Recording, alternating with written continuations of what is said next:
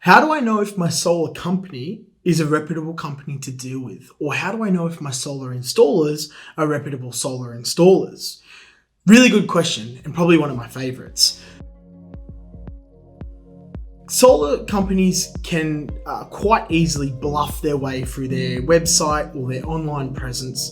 You will typically get a really good feel for a solar company when you meet the solar consultant face to face. You need to question them. Solarquotes.com.au has a really good question sheet that you should print off and take into any on-site consultation that you have.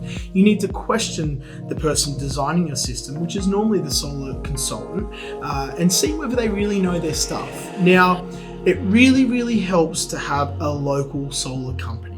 The reason it helps is if you do have any issues post-installation, and I'd love to sit here and say that we never have any issues post-installation, but the fact is we do. There are monitoring issues, there are voltage rise issues, there are a number of issues that you can come across that we can fix. Now, I think the stats are about 35% of our customers need us after sales. So it's not always about selling the system, installing it to the best of its ability. It's a lot about after sales service and care as well. We at Penrith Solar Centre have a full-time in-house service crew, which is something you probably want to ask your solar company if they have. What that means to you is if your solar system's down, typically won't be down for any more than 24 to 48 hours, and we'll have it up and running pronto.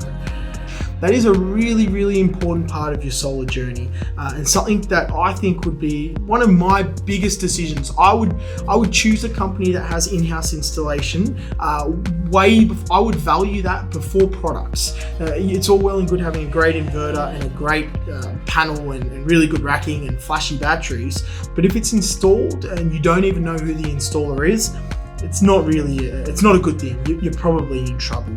Installation quality overrides any gear that you put on site. Mark my words.